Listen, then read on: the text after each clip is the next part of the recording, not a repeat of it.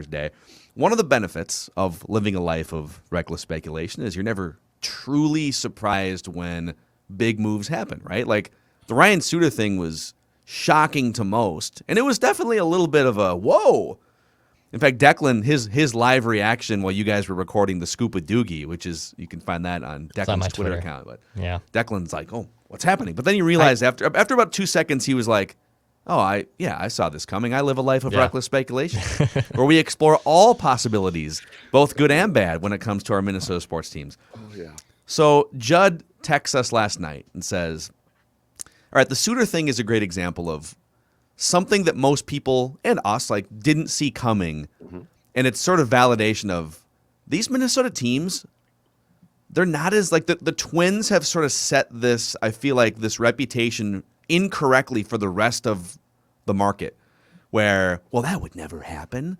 That you can't, that's outlandish. That's clickbait, right? Well, look at all the things. We can make a list for 10 years of all the things that teams other than the Twins have done. Even the Twins, like they signed Josh Donaldson, like they do some things once in a while. Yeah. But let's take this thing to a new level here, and we'll throw it to Judd first because this is your brainchild. What are some crazy, far-out, reckless speculation scenarios involving our Minnesota sports teams that aren't currently on the radar? So, like, Ben Simmons to the Timberwolves would be huge, but that's already on the radar. Correct. Right? Yeah. Let's go off the radar. Like the Ryan Suter thing was off the radar. Nobody a week before that happened was sitting there saying, boy, you know what? I know we're all talking about a Parisi buyout, but what if they bought both those guys? Like, it would have made people's heads explode. Like if Jeb would have wrote that column on scornorth.com, people would have called it clickbait. People would have said, classic Score North, just trying to stir the pot, right? Mm-hmm. So what are some off the radar reckless speculation scenarios that we should throw out to the masses? First of all, for this one, for those who are watching, let me take the glasses off. Glasses are off. Rub the eyes. Put the glasses back on and lower them to the bridge of the nose. Wow, this is a serious. Getting serious here. This is so. The way I like to see this, and it crystallized to me. I mentioned this to both of you on the show yesterday, in relation to the Suter decision. Is I think what I said was, this confirms to me that in the left-hand drawer of Rick Spielman's office at TCO Performance Center, there's a file that has Kirk Cousins' exit plan on it. That like the Vikings are fully prepared that if he won't renegotiate his contract after 2021, that there is an exit plan there. But I feel we've talked about Kirk enough, so I would like to get to another player who I believe there's a file on in Rick Spielman's left-hand drawer at TCO Performance Center. Now, this is not going to be a huge like trade, but it is going to be a significant move if it's made, because you know what? It's a fan favorite. It's another guy. And like Bill Guerin told us, I ain't the most popular guy right now, right? Like I'm cutting people who you've got his jersey maybe, right? So like these are tough decisions. But I mean, Billy put it perfectly. He's like, Father Time, boys, undefeated. Happened to me. I think I know where you're going here. Is he one of us? You can't. No, it's actually not. I thought of him as well, but it's not, because this one makes more sense as far as the potential return that I'm going to try and get in a trade. In Rick Spielman's drawer is a file. It starts with the player's number. That number is 33. Wow. The name is Dalvin Cook. Wow. All right. But this is clickbait. They just signed him to a contract extension. They just kicked in. This is clickbait. Can't do that. Exactly right. And this is where it's genius, because you work with Rob Brzezinski, who is the master of cap manipulation, and also the guy that I can go to and say, Rob, could we do this? And he says, of course we can. We can do anything that we want. Dalvin Cook is entering year 5, and Dalvin Cook is a Pro Bowl player who I like a lot. Okay. So I'd like to start by saying that. But Dalvin Cook is going to get the ball a ton if he can remain healthy. And by the way, just to be fair to Dalvin, he played 4 games and tore up his knee as a rookie. He then played 11 games in 2018, but the last 2 years he has missed 2 games each year, which is, 2 games is 2 games, but it's also not like he's missing 5 games per year. If everything goes right with Dalvin Cook, he's going to carry the ball a ton again. He's going to catch a lot of passes. And the Vikings are going to use him up as much as possible as this new contract is kicking in. So if you're a savvy team and you know that running backs can be replaced, but you also have one who's valuable, and there's always a sucker on the market. What about this? Dalvin Cook has a significant year for you, a very nice year, perhaps a Pro Bowl year. I don't know. And you next March, as the new league year begins, spin him off for potentially a second round pick and then replace him with a younger, cheaper running back. Reckless speculation. Wow. I mean, this is like, I do believe this type of plan exists. Not saying it's going to. I would say a year ago that Bill Guerin, if you had gone to him and said, you buying out Suits, would have probably been like, probably not. But I'm talking about reckless speculation plans that need to exist. This is, and we should have put a disclaimer on the beginning of this, even more than we did. Like, we did put a disclaimer on the beginning of this, but just to reiterate, this is a safe space to talk openly about ideas that are outlandish, okay?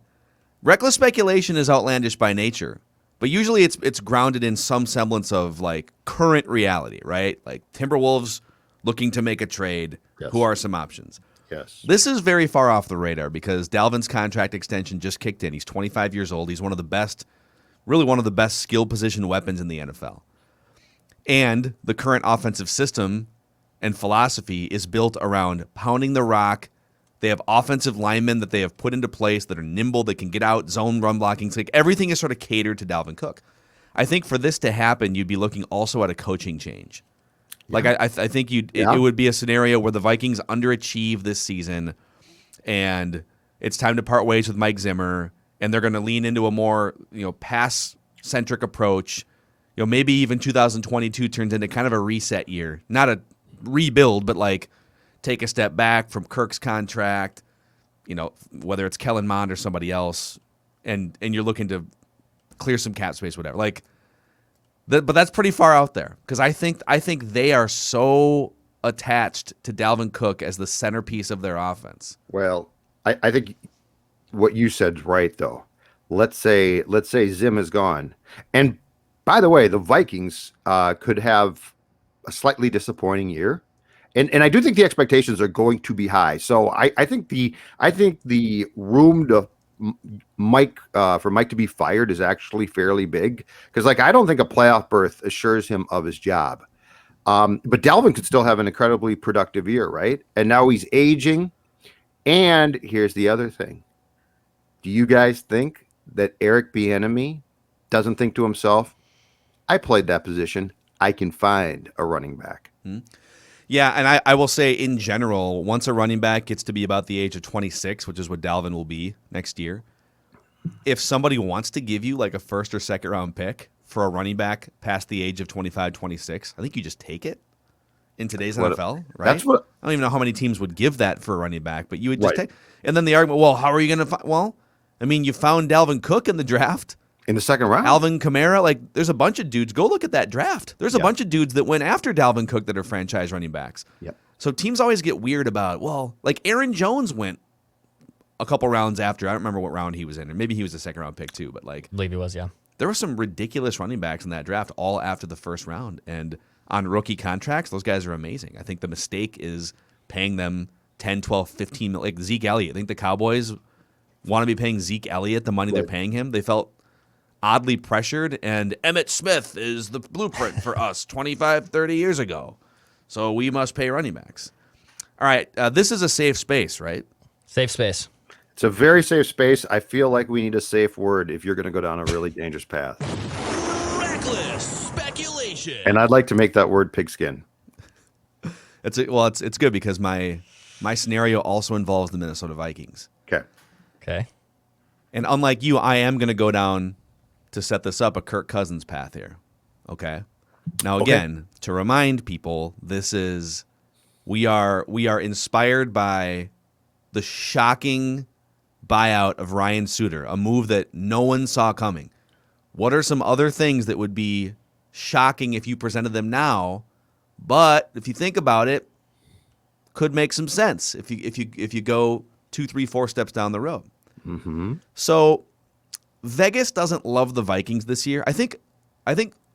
we, the Minnesota talking heads and media and the fans, like the Vikings a lot more than the Sharks and the odds makers do.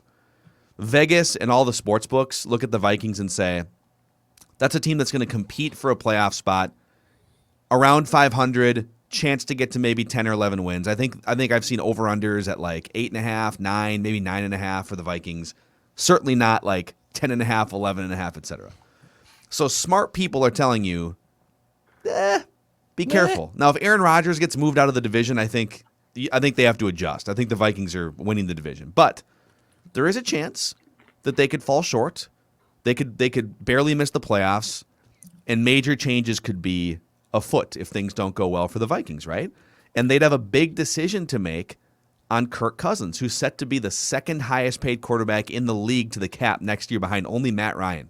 I think they're both set to make like $45 million to the cap. Literally almost like a quarter of your team's overall salary cap devoted to one guy who's not Pat Mahomes, by the way.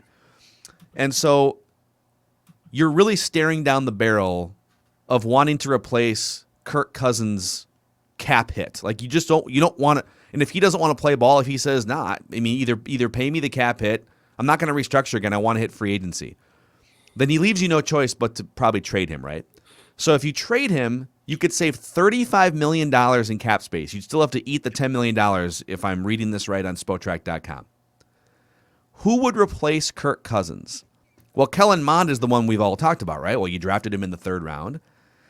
But, like historically, third round, fourth round quarterbacks only have like a 20% chance of actually panning out. And maybe, let's say you don't love him in training camp. Like, he's fine, and he's definitely a body that you want in your organization. But you're not ready to rebuild in 2022. Maybe it's a transition year, but you're not ready to just like give the keys to anyone at quarterback who's never played before. Mm-hmm. So you'd be looking at stopgap options. And everyone's going to throw out Ryan Fitzpatrick. Like, he's the ultimate stopgap, right? There's the Tyrod Taylors. Well, there's a guy who's a first ballot Hall of Famer that is set to be a free agent after the 2021 season that everyone is already writing off, but he's getting in the best shape of his life this offseason because he wants to keep playing football at a high level. But I think he's headed for a divorce with his team that's likely not going to win the division in the AFC North. Ben Roethlisberger. No. Reckless speculation. The Vikings Pigskin. Historically, the Vikings love doing this. I mean, this goes way back before the current regime of Vikings front office. Wow. The Vikings are the most stopgap, like, used to be great quarterback team in NFL history. Yeah. Jim McMahon, Warren Moon, Randall Cunningham, Jeff George, Brett Favre, Donovan McNabb. Matt Castle had a good run with Kansas City and the Patriots. They brought Matt Castle in. Mm-hmm. They do this all the time. And so, again, this is a safe space.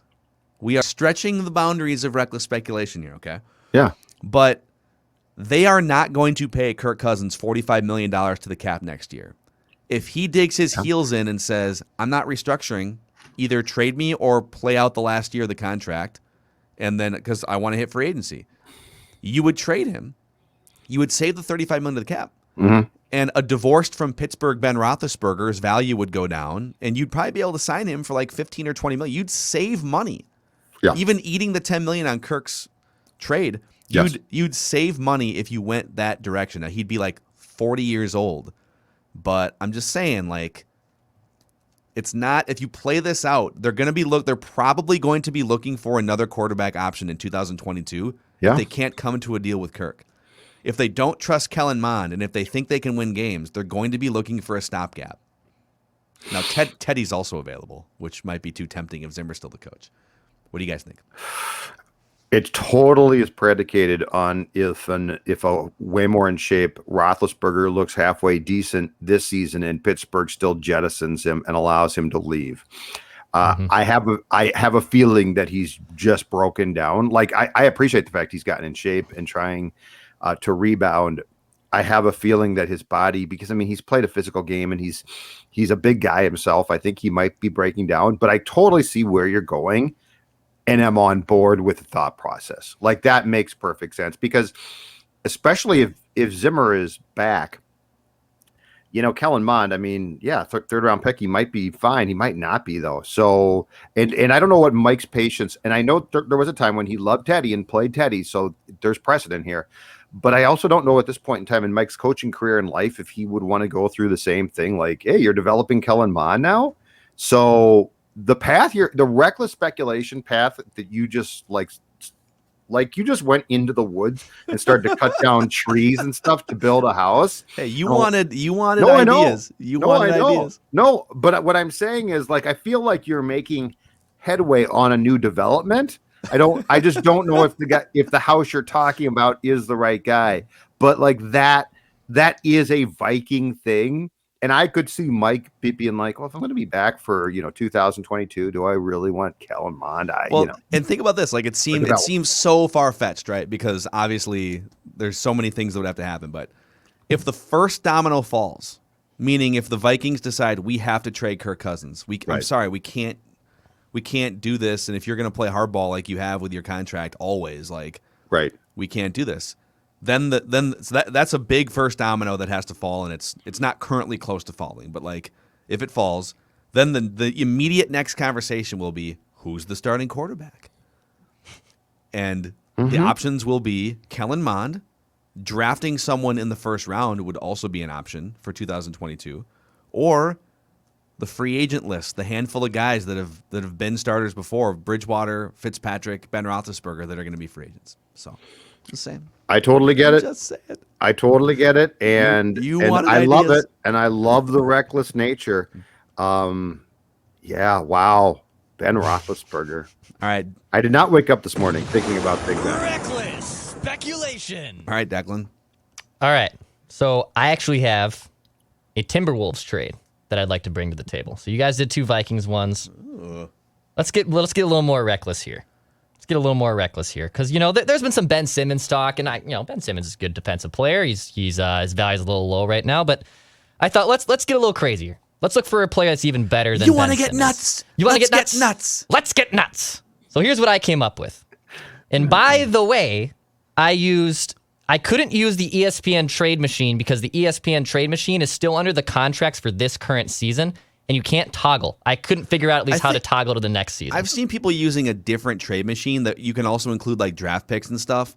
Yes. We got to find the other trade machine. If somebody knows what the best trade machine is, send it to us in the YouTube comment sections, please. No, but I think I found it. I think I found the other trade machine. Oh. And this trade is successful per this trade machine. And I was a little surprised by it. Maybe the Wolves should hire that guy. The Wolves hired the ESPN trade machine guy. Maybe they should hire this guy. Hire a new trade machine guy. So here's what I do. I'm Gerson Rosas, friend of the show. And I pick up the phone and I call a new executive. Well, he's transitioning. I call up Brad Stevens in the Boston Celtics. Yeah, you could probably fleece that guy. He's never been a GM before. Exactly. I think he's a smart guy, Brad Stevens, but I think you could fleece him. You call up Brad and you say, here's the deal, Brad. Boston, you're in this weird window a little bit here, okay?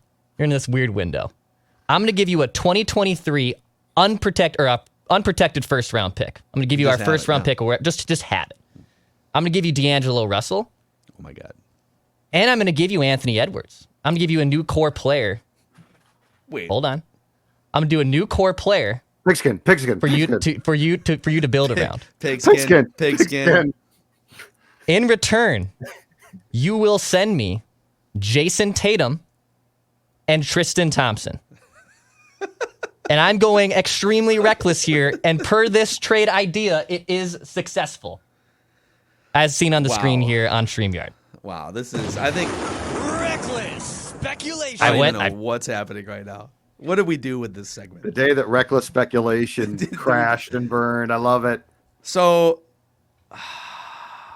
Okay, keep going. Okay. So basically, Jayson Tatum is one of the best players in the NBA. He's also like 22. He's ridiculous. He's an unbelievable player. Next year's the first year of his max contract. So he'll make $28 million next year. Basically, you're swapping the money out for D'Lo and Jayson Tatum, which adds up.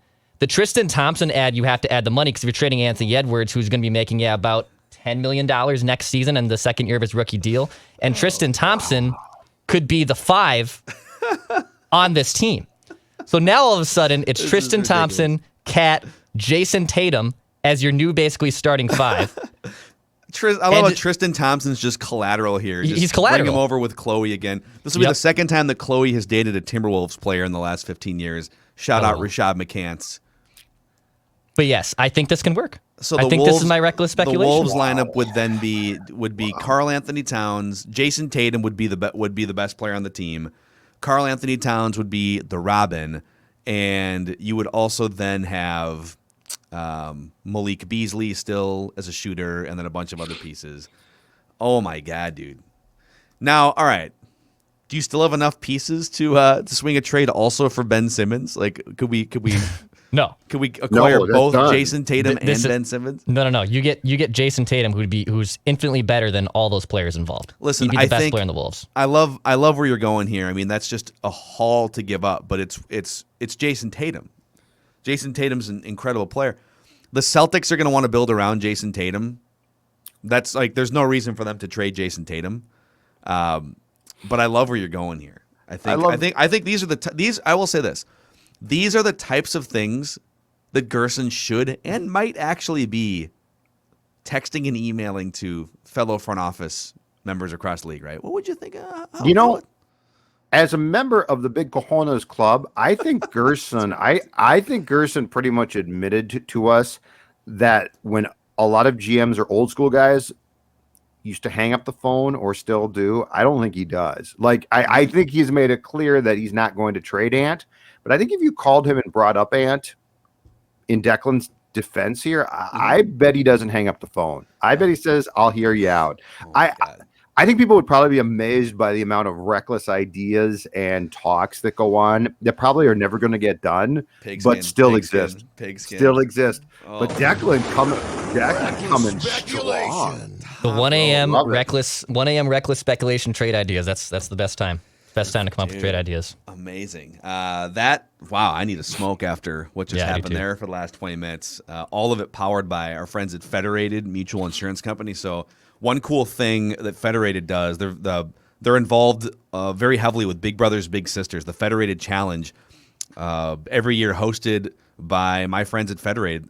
So they bring together community-focused and generous businesses and individuals to raise money, millions of dollars over the years, to support Big Brothers Big Sisters, which is a 116-year-old one-to-one mentoring organization. In fact, since 2005, the Federated Challenge has raised $41 million to help ignite the potential of our nation's youth, thanks to partners like SIT Investment Associates, Minnesota Timberwolves and Lynx, Speak of the Devil, Holborn Corporation. So find out more. Just check out the Federated Challenge and see how you can potentially support Big Brothers and Big Sisters as well. Wow, that's not all on today's show, because we go back in the archives also every Thursday and we expose ourselves. Yes. Old tweets exposed here. And now Declan tipped me off a day or two ago. He's like, I think it's over. I think Declan is going to self-report something here, apparently, that it's not even going to be a question of who wins, quote unquote, this week's old tweets exposed. But go ahead. I'll start with my very outlandish Facebook status, which still works for old tweets exposed, by the way. I told you yesterday we were talking about Don McNabb camp stories. So I found a Facebook status the other day. July 27th, 2011, McNabb to the Vikings, Super Bowl, homeboy. No. Was this, okay, I'm going to try and bail you out here. Was this at all tongue-in-cheek or sarcastic? No.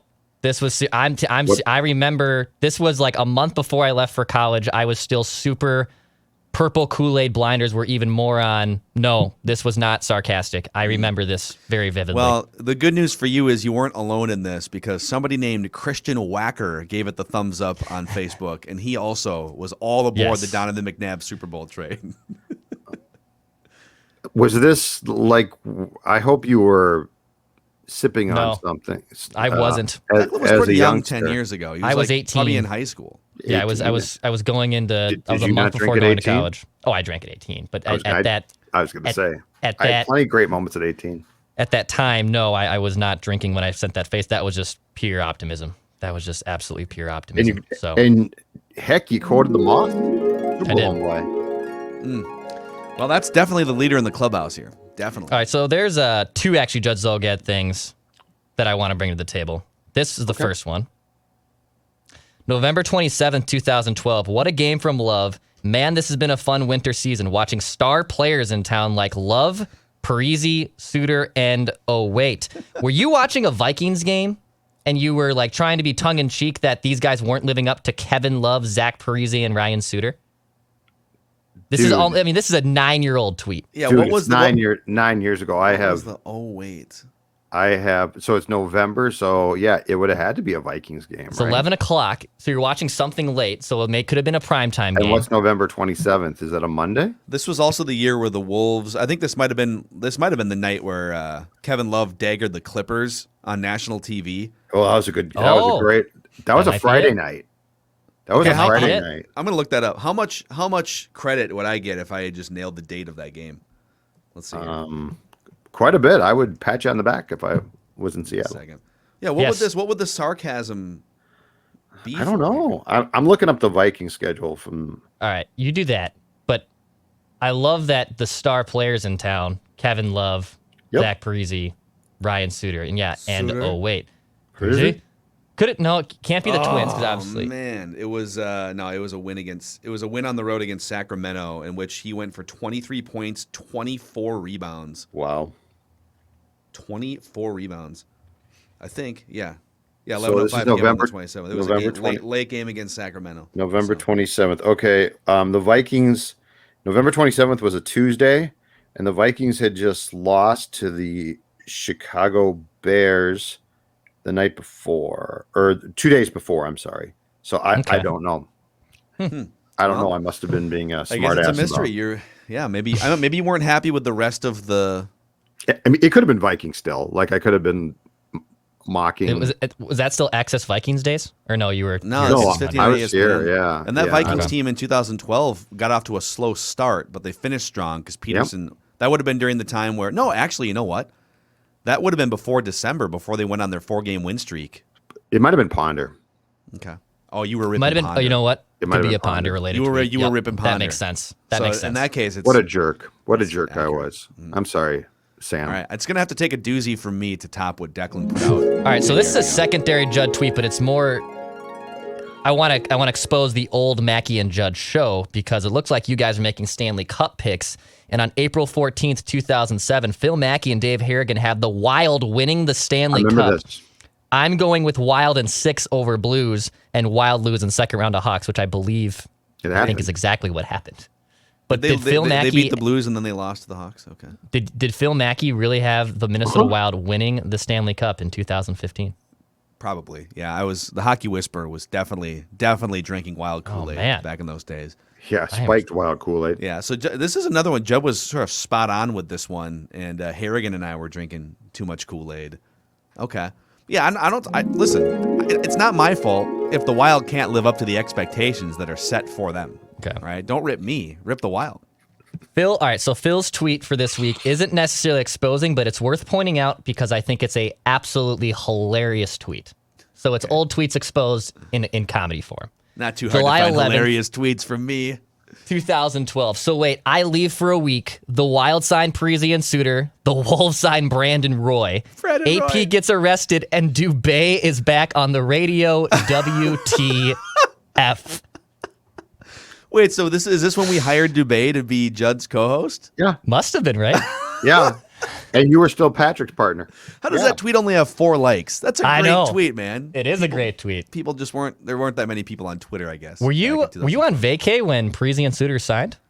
It was July 4th, so he probably was. July 4th, 2012. week. I'm trying to think of the timing there. It would have been I was covering the Twins, and it would have been I took vacation during the All-Star week always. So I probably went to I don't know. I probably went out of town or something, Now, I will say that the Brandon Roy thing is pretty funny. Like to put that in the same sentence as Wild signing Parisi and Suter. I was very excited. Brandon Roy was a really good player for like 2 years, and then his Kevin McHale was right about that. Kevin McHale was worried about Brandon Roy's knees, and that's why he made the swap for Randy Foye. But that's another sort of alternate reality scenario with the Timberwolves is if they had paired Brandon Roy at his peak for 2 years with Kevin Garnett, would they have made a run in the Western Conference? Because I think the Blazers went to the playoffs and did some things with Brandon Roy. But Declan, congratulations, Yeah, I man. know. Yeah, this is not even close. Thank you. I feel like you sandbagged yourself. Like you didn't even embarrass us that much. No, I told you it was going to be a runaway, and I thought about not even bringing other ones to the table, but I had to do my due diligence and bring something there. So yes, I do win again. Classic. So there it is. Old tweets exposed here on this Reckless Speculation Thursday. We appreciate you guys hanging out with us. If you've got 2 hours and 40 minutes between now and tomorrow, make sure to carve it out to watch Any Given Sunday, because that's the sports movie review we will be doing on tomorrow's show. And also, it sounds like Doogie's going to join us a day late for some speculative discussion. Guessing there's some Wolves nuggets to be thrown out. So, yeah, thanks for hanging out with us. Mackey and Judd, Minnesota Sports Entertainment Daily in podcast form. See you tomorrow.